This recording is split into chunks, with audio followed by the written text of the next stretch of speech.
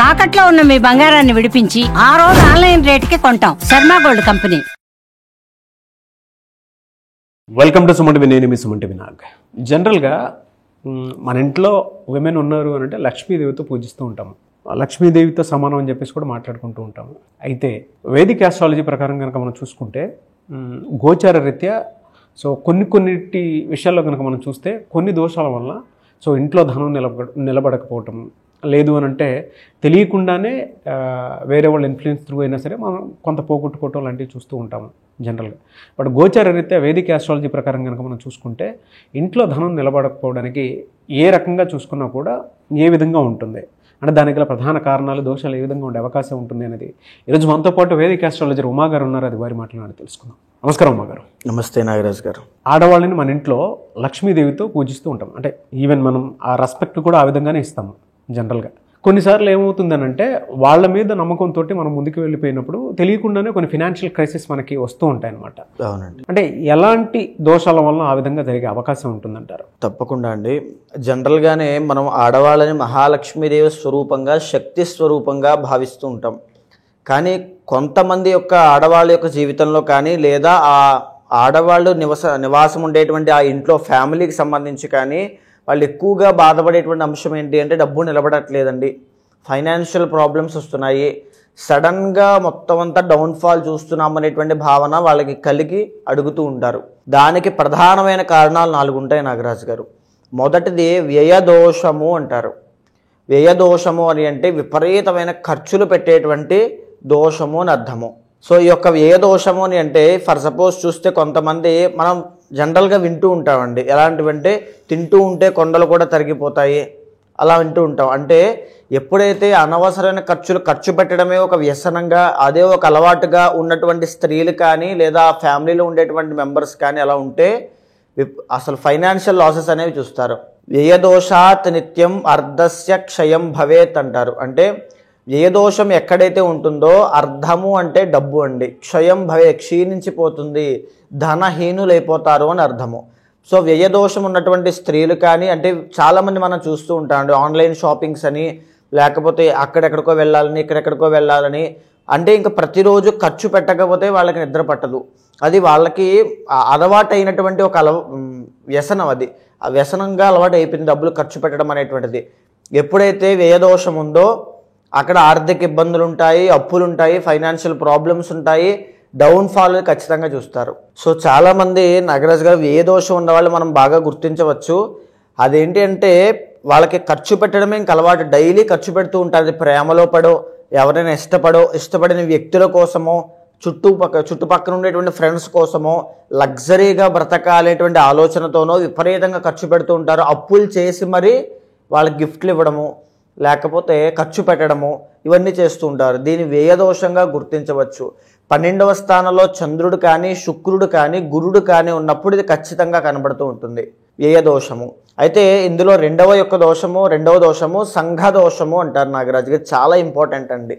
అంటే ఆ వ్యక్తికి ఖర్చు పెట్టేటువంటి అలవాటు లేకపోయినా సంఘము అంటే ఈ యొక్క సొసైటీ యొక్క బ్యాడ్ ఇన్ఫ్లుయెన్స్ వల్ల, చుట్టుపక్కల అట్మాస్ఫియర్ యొక్క ఇన్ఫ్లుయెన్స్ వల్ల, ఆ ఫ్రెండ్స్ యొక్క చెడు సహవాస దోషం వల్ల వాళ్ళు ఖర్చు పెడుతున్నారు కాబట్టి మేము కూడా ఖర్చు పెట్టాలి, వాళ్ళు ఇదంతా ఇలా చేస్తున్నారు కాబట్టి మేము అదే రేంజ్లో బ్రతకాలి అనేటువంటి ఉద్దేశంతో డబ్బులు అదే పనిగా ఖర్చు పెడుతూ ఉంటారు. అంటే అక్కడ ఖర్చు పెట్టకపోతే మన పరువు పోతుందేమో, ప్రెస్టేజ్ మ్యాటర్స్ అనేటువంటి విషయంలో విపరీతంగా ఖర్చు పెడతారు.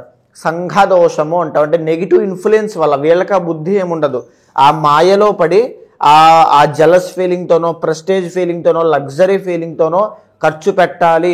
చాలామంది చూడండి ప్రతిరోజు రూపాయి దాచుకుని ఒక పెళ్ళికి, ఒక ఇంట్లో ఏదో దానికి అనవసరమైన ఖర్చులు, ఆడంబరాలు ఇవన్నీ పెట్టుకుని ఒక 50 లక్షలు, ₹1 కోటి ఖర్చు పెడతారు, అప్పుల పాలు అయిపోతారు. అప్పటిదాకా జీవితం అంతా కూడా రూపాయి కూడా తినకుండా దాచుకున్నటువంటి డబ్బుల్ని బయటికి సొసైటీలో ఆడంబరం చూపించుకోవడం కోసం చేసేటువంటి కార్యక్రమంలో కొన్ని 50 లక్షలు, ₹1 కోటి ఖర్చు పెడతారు చూడండి. వేరే వాళ్ళ ఇన్ఫ్లుయెన్స్ తోటి, ఎవరు మెప్పు కోసం కోరుకుని, ఆ గొప్పల కోసం, హైప్స్ కోసం, దాన్ని సంఘ దోషము అంటారు.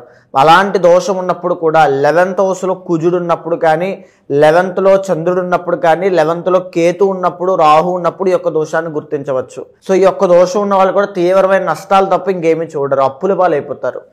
అండ్ మూడవది ఏంటి అంటే అభావన దోషము అని ఉంటుంది. అంటే ప్లానింగ్ లేకపోవడము, ఫైనాన్షియల్ ప్లానింగ్ లేకపోవడము. కొంతమంది చూడండి నాగరాజు గారు, డబ్బులు ఇంట్లోంచి తల్లిదండ్రుల దగ్గర నుంచి తీసుకుని ఆ బిజినెస్ పెడతాను, ఈ బిజినెస్ పెడతానని చెప్పి బీటెక్ అవ్వగానే స్టార్ట్ చేసి ఏదో ఒక దాంట్లో బిజినెస్ పెట్టి కంప్లీట్గా నష్టపోతారు. అంటే వాళ్ళకి దాని నుంచి ఎంత డబ్బులు తిరిగి వస్తాయి, దాంట్లో ఎంత ఇన్వెస్ట్మెంట్ చేయాలి, ఎక్కడ డబ్బులు దాయాలి, ఎక్కడ డబ్బులు దాయకూడదు అనేటువంటి విషయం తెలియక ఆ తొందరపాటు నిర్ణయం తీసుకోవడం వల్ల అభావన దోషంతో కలిగి వాళ్ళు తీవ్రమైన నష్టాలు చూస్తారు. అందుకే కొంతమంది 33 సంవత్సరాలు వచ్చేంత వరకు సెటిల్ అవ్వడం చాలా కష్టం అవుతుంది. 30 years వరకు ఎవరి జాతకంలో అయినా ఎవరి జీవితంలో అయినా సెటిల్మెంట్ లేదు అంటే వాళ్ళకి అభావన దోషం ఉంది అని అర్థము. కొంతమందికి ఇది కాలసర్పదోషంగా కనబడుతూ ఉంటుంది. కాలసర్పదోషానికి 33 yearsకి చాలా ఇంటర్లింక్ ఉంటుంది నాగరాజు గారు. సో 33 సంవత్సరాల దాకా సెటిల్మెంట్ ఉండదు, డబ్బు సంపాదన ఉండదు, అప్పుల పాలు, వ్యసనాలు, చెడు సహవాస దోషము, కేసులు, గొడవలు, కలహాలు, ఫైనాన్షియల్ డౌన్ఫాల్, హెల్త్ ఇష్యూస్ ఇవే కనబడతాయి. పెళ్లి కూడా అవ్వదు. అంటే ఒక అభావన దోషం ఎప్పుడైతే సంతరించుకుంటుందో వాళ్ళ లైఫ్లో ఎదుగుదల అనేటువంటిది ఏమీ ఉండదు. సో ఈ యొక్క అభావన దోషం ఉన్న వాళ్ళని బాగా గుర్తించాలి అంటే ఏది కనబడితే ఆ బిజినెస్లో ఇన్వెస్ట్ చేసి నేను డబ్బులు సంపాదించగలను అనే భావనతో, అంటే తొందరపాటు నిర్ణయాలండి, stock market, share market, betting apps, జూదము, ఇంకా ఇవన్నీ కూడా అంటే నేను ఖచ్చితంగా దాంట్లో సంపాదించగలను ఓవర్ కాన్ఫిడెన్స్ ఒకటి, 2 తొందరపాటు నిర్ణయాలు ఒకటి, ఫైనాన్షియల్ ప్లానింగ్ లేకపోవడం ఒకటి, ఎవరి యొక్క ప్రాపర్ గైడెన్స్ లేకపోవడము, విచ్చలవిడిగా డబ్బులు ఖర్చు పెట్టడం వల్ల వచ్చినటువంటి దోషాలు యొక్క అభావన దోషము. అంటే స్ట్రిక్ట్గా పెంచకపోవడము, క్రమశిక్షణ లేకపోవడం వల్ల నష్టపోయేటువంటి ఆ సమస్యలు, ఇవన్నీ కూడా అభావన దోషం. ఏ బిజినెస్ కనిపిస్తే ఆ బిజినెస్ లో ఇన్వెస్ట్ చేద్దామని అనుకుంటారు, అంతే, అప్పు తీసుకొచ్చినా సరే అంతే కదా. అలాంటివి ఉంటాయి. అంటే ఇంకా ఆ బట్టల షాపు ఖచ్చితంగా అయిపోతుంది అంటే దానికి ఎంత డిమాండ్ ఉంది, ఎంత సప్లై ఉంది, ఏమీ ఉండదు. అది ఎవ్వరూ పెట్టలేదు, నేను పెట్టండి క్లిక్ అయిపోతాను. ఈ ఒక్క లాజిక్ తప్ప ఇంకా వాళ్ళు ఏది ఫాలో అవర్ అనమాట.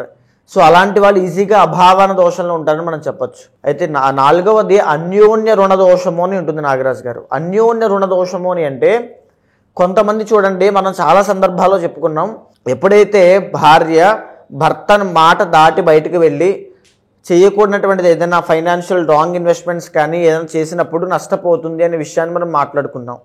సో ఇది అన్యోన్య రుణ దోషం దానికి సంబంధించిందేనండి.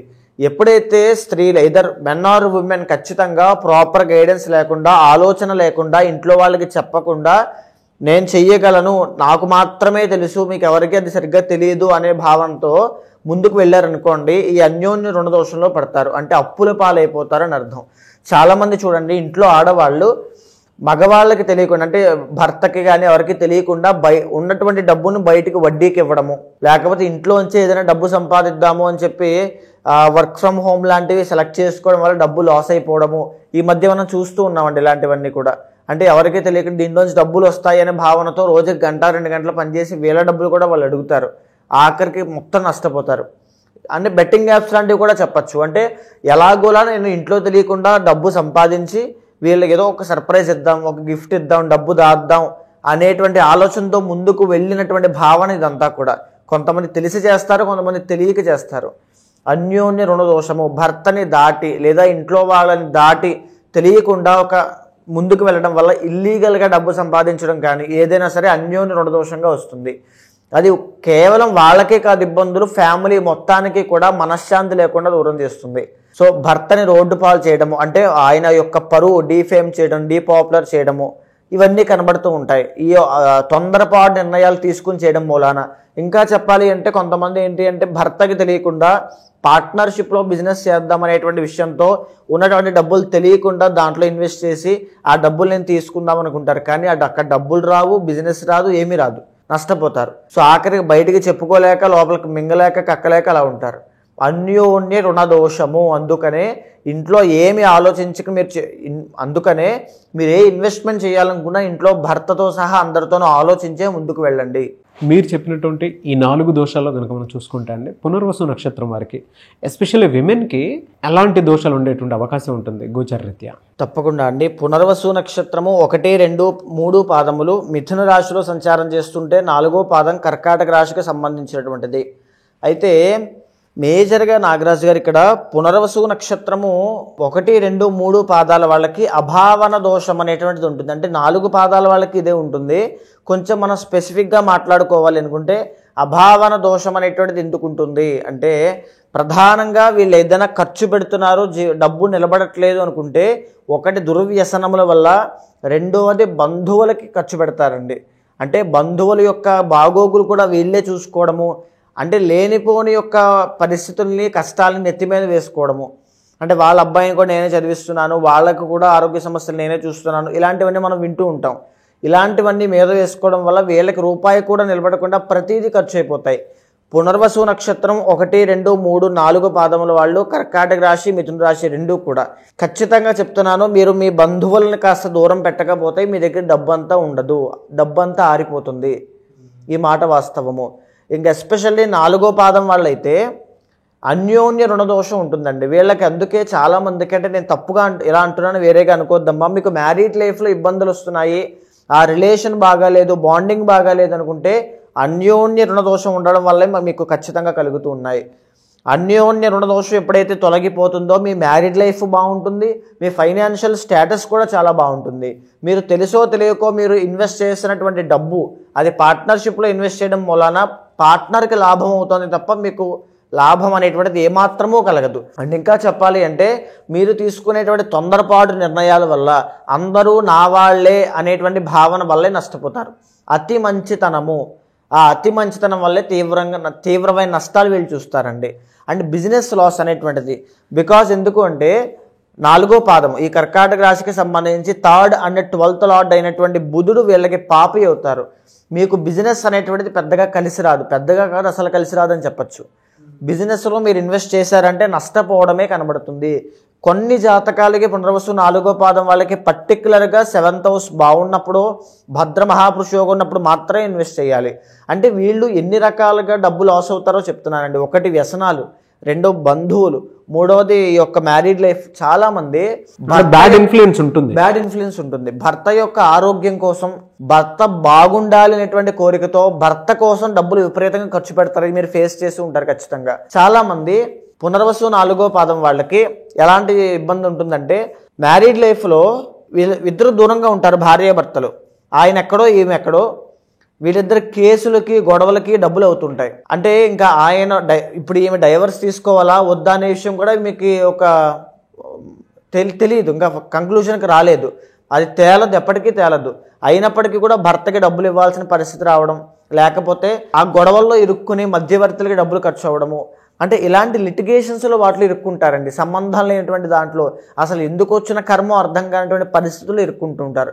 ఖచ్చితంగా పునర్వసు నక్షత్రం 4వ పాదం వాళ్ళు మీరు బిజినెస్లో లాస్ అయ్యారన్నా, పార్ట్నర్షిప్ వర్కౌట్ కాక మీరు మోసపోయారన్నా, లేదా మ్యారీడ్ లైఫ్ వల్ల మీకు డబ్బులు విపరీతంగా నష్టపోయారన్నా, దుర్వ్యసనాల వల్ల నష్టపోయారన్నా, మోసపోయారన్నా, బెట్టింగ్స్ అన్నా, జోదం అన్నా, ఎడిక్షన్స్ అన్నా, మీకు అన్యోన్య రుణదోషం 1, వ్యయదోషం 1, ఈ 2 తప్పనిసరిగా మీకు ఉన్నాయి. ఈ రెండిటి వల్లే మీ జీవితంలో ఫైనాన్షియల్ ప్రాబ్లమ్స్ అనేవి వస్తున్నాయి. ఆ రెండింటిని సవరించుకోండి, ఆ తర్వాత నుంచి చాలా బాగుంటుంది. మేజర్గా ఏంటి అంటే, పెళ్లి చేసుకునే ముందే, మ్యారీడ్ లైఫ్లోకి వెళ్ళే ముందే జాగ్రత్తగా చూసుకుని చేసుకోవడం ఒక గైడెన్స్ అండి. ఎందుకంటే వీళ్ళకి 2 కూడా ఇంటర్లింక్ అయి ఉంటాయి. అండ్ ఇంకోటి ఏంటంటే, పార్ట్నర్షిప్లోకి వెళ్ళకూడదు, ఫైనాన్షియల్ లాసెస్ రాకూడదు అంటే. 3వది ఏంటంటే, ప్లానింగ్ లేకుండా, ఎవరికి చెప్పకుండా, ఏమి చేయకుండా డబ్బు ఖర్చు పెట్టకూడదు. ఇవి తప్పకుండా వీళ్ళు ఆచరించాలి పునర్వసు నక్షత్రం వాళ్ళు. ఎలా అండి, అంటే వీళ్ళకి ఏ మంత్ నుంచి ఏ మంత్ వరకు ఏ విధంగా ఉండే అవకాశం ఉంటుంది? అంటే జూన్ నుంచి డిసెంబర్ వరకు. మేజర్గా పునర్వసు నక్షత్రం 1, 2, 3 పాదాల వాళ్ళకైతే కొన్ని మంత్స్ అండి వాళ్ళకి ఏవి కలిసి వస్తాయంటే, ఆగస్ట్ 15 దగ్గర నుంచి సెప్టెంబర్ 15 దాకా. అంటే మిగతా మంత్స్ అన్నీ కూడా సామాన్యంగా ఉన్నాయి. ఎందుకు అంటే శని యొక్క దోషం ఎంటర్ అవ్వడం మూలాన పెద్దగా గ్రోత్ అని ఉండదు, పెద్దగా డౌన్ఫాల్ అని ఉండదు. ఏదో మిశ్రమంగా వాళ్ళ యొక్క ప్రయత్న బలం బట్టి, పర్సనల్ చార్ట్ బట్టి ఉంటుంది. కానీ కొన్ని మంత్స్లో మాత్రం వీళ్ళకి రాజయోగం పడుతుంది. ఆగస్ట్ 15 దగ్గర నుంచి సెప్టెంబర్ 15 దాకా, నవంబర్ 15 నుంచి డిసెంబర్ 15 దాకా రాజయోగం ఉంటుంది. ఈ పీరియడ్ ఆఫ్ టైమ్స్లో రాజకీయ రంగంలో ఉన్న వాళ్ళకి రాజయోగం పడుతుంది, అంటే పదవీ యోగం పడుతుంది. బంగారం వ్యాపారం చేసే వాళ్ళకి, ఆరోగ్య సమస్యలతో ఇబ్బంది పడే వాళ్ళకి అందరికీ కూడా పనులన్నీ చకచకా పూర్తయిపోతాయి. అన్ని ఫేవరబుల్ మూమెంట్సే వీళ్ళకు ఉంటాయి అని చెప్పచ్చు. అండ్ ఇంకా చెప్పాలి అంటే కుజుడి యొక్క బలం పెరగడం మూలాన 6th జూన్ దగ్గర నుంచి 28th జూలై వరకు కూడా రాజయోగము. కాంపిటేటివ్ ఎగ్జామ్స్ రాసే వాళ్ళకైనా, లేకపోతే స్పోర్ట్స్ ఫీల్డ్లో ఉన్న వాళ్ళకైనా, ఏదైనా బిజినెస్ చేసే వాళ్ళకైనా, రియల్ ఎస్టేట్ రంగంలో ఉన్న వాళ్ళకైనా రాజయోగం పడుతుంది. అంతటి మంచి శుభ ఫలితాలు కనబడుతూ ఉన్నాయి. ఇక 4వ పాదం వాళ్ళకి మనం చూస్తే కనుక 28th జూలై దగ్గర నుంచి 13th సెప్టెంబర్ దాకా రాజయోగం ఉంది. కానీ ఓవరాల్గా మే 15 దగ్గర నుంచి అక్టోబర్ దాకా వీళ్ళకి గురు బలము అనేటువంటిది లేకుండా పోతుంది. దీని మూలన ఫైనాన్షియల్ లాస్ అనేటువంటిది మీరు ఖచ్చితంగా చూడబోతున్నారు. పునర్వసు నక్షత్రం 4వ పాదం వాళ్ళకి జాబ్ పోవడం కానీ, బిజినెస్లో నష్టం రావడం కానీ, లేదు అనుకుంటే అప్పుల పాలవ్వడం కానీ, ఏదైనా ఇంట్లో శుభకార్యం కోసం డబ్బులు అప్పు చేసి మరీ ఖర్చు పెట్టి నష్టపోయి తర్వాత ఫైనాన్షియల్ క్రైసిస్లోకి ఇరుక్కునే అవకాశాలు కానీ కనబడుతూ ఉన్నాయి. సో వీటన్నిటి నుంచి బయటికి రావడం కోసము శ్రీ రుద్రయాగము అనేటువంటిది చెయ్యండి తప్పకుండా. లేదా ఆంజనేయ స్వామి యొక్క హనుమాన్ చాలీసా ప్రతినిత్యము, సుందరకాండ పారాయణ చేయించడము ఇంట్లో, లేదా స్వామికి ఏకాదశ రుద్రాభిషేకం చేయడము, ఇవన్నీ కూడా గురుబలాన్ని పెంచేటటువంటివి. దీని మూలాన మీకు ఫైనాన్షియల్ ప్రాబ్లమ్స్ రాకుండా ఉంటాయి. ఆల్రెడీ బిజినెస్లో ఉండేటువంటి వాళ్ళకి రెమెడీ ఏమైనా ఉంటుందండి? మేజర్గా వీళ్ళు కనుక భారీ నష్టాలు కానీ, లేకపోతే మానసికమైన ఒత్తిడి కానీ, ఆ భయము, కొంతమంది పెద్ద పెద్ద వ్యాపారములండి, కోట్లలో వ్యాపారం ఇండస్ట్రీస్ అవి ఉంటాయి, వాళ్ళకి కూడా ఈ టైంలో ఎస్పెషల్లీ పునర్వసు నక్షత్రం 4వ పాదం వాళ్ళకి భారీ నష్టం చూడబోతున్నారు. ఈ టైంలో మేజర్గా సైన్స్ పెట్టడం, కొత్త నిర్ణయాలు తీసుకోవడం, కొత్త కొత్త ఛాన్సుల కోసం చూడడం, కొత్తగా అప్పులు తీసుకోవడం లాంటివి ఏమాత్రమూ చేయొద్దు. శతచండీ యాగం అనేటువంటిది చేయండి. శతచండీ యాగం చేస్తే మీరు ఏదైతే ఆపదలో ఉన్నారో, ప్రమాదంలో ఉన్నారో, ఏదైతే కార్యాన్ని తలపెట్టారో దిగ్విజయంగా పూర్తవుతుంది. అది చేసుకోలేని వాళ్ళు చండీ హోమము కానీ, లేదా చండీ యాగము కానీ 3 రోజులైనా చేయండి. అద్భుతమైన ఫలితాలు ఉంటాయి. ఎనీవే సార్, థ్యాంక్ యూ అండి. థ్యాంక్ యూ సో మచ్ అమ్మ గారు.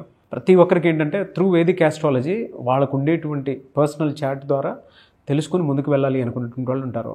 అంటే కొంతమందికి ఫినాన్షియల్, కొంతమందికి కెరీర్, కొంతమందికి ఏమో వైఫ్ అండ్ హస్బెండ్ రిలేషన్షిప్, కొంతమందికి మ్యారీడ్ లైఫ్లో పిల్లలు పుట్టకపోవటము, అట్లాంటి ఏదో కొన్ని దోషాల వల్ల ఇలా జరుగుతుందని చెప్పేసి తెలుసుకోవాలి అనుకున్నటువంటి వాళ్ళు ఉంటారు. కొంతమందికి ఏంటంటే నరదృష్టి ప్రభావం కూడా ఎక్కువ ఉంటూ ఉంటుంది. బిజినెస్ లాస్ అవటము, లేదంటే మనుషులు కోల్పోవటము, హెల్త్ ఇష్యూస్ రావటం చూస్తూ ఉంటాం. అటువంటి వాళ్ళు మీ దగ్గర పర్సనల్ చాట్ తీసుకొని రెమెడీస్ కోసం అని చెప్పేసి చూసేటువంటి వాళ్ళు ఉంటారు. ఎలా మిమ్మల్ని అప్రోచ్ అవ్వాలి? తప్పకుండా అండి. మనం మాట్లాడుకునేటువంటి అంశాలన్నీ కూడా గోచారానికి సంబంధించిందండి. కానీ పర్సనల్ చాట్లో వాళ్ళు ఎందుచేత ఆ డబ్బు లాస్ అవుతున్నారు, ఏ టైం పీరియడ్ ఆఫ్ టైంలో వీళ్ళు చాలా జాగ్రత్తగా ఉండాలి. డబ్బు లాస్ అయ్యేటువంటి period of time, a period of టైంలో వీళ్ళు ఇన్వెస్ట్మెంట్స్ చేయొచ్చు, ఎక్కడ వీళ్ళు మోసపోయే అవకాశాలు ఉంటాయి, ఇవన్నీ కూడా పర్సనల్ చార్ట్ చూసిన తర్వాత తెలుసుకోవచ్చు. అలా ఎవరైనా తెలుసుకోవాలనుకుంటే ఖచ్చితంగా మీకు కింద కనిపించే నెంబర్కి ఖచ్చితంగా కాల్ చేయండి. మా వాళ్ళు మీకు పూర్తి వివరాలు అందిస్తారు. మీ గోచారాన్ని, మీ పర్సనల్ చార్ట్ని చూసిన తర్వాత మీ సమస్య ఏదైనప్పటికీ కూడా, అండ్ మీ కోరిక ఏదైనప్పటికీ కూడా దాన్ని చూసిన తర్వాత కూలంకషంగా ఏదైనా నిర్దిష్టమైన పరిహారములు మీతో ఆచరింపచేసి, మంత్రోచ్చారణ అంటే మంత్రపారాయణ ప్రతినిత్యం ఆచరింపచేసి మీకు మంచి శుభ ఫలితాలు వచ్చేలా చేస్తాను.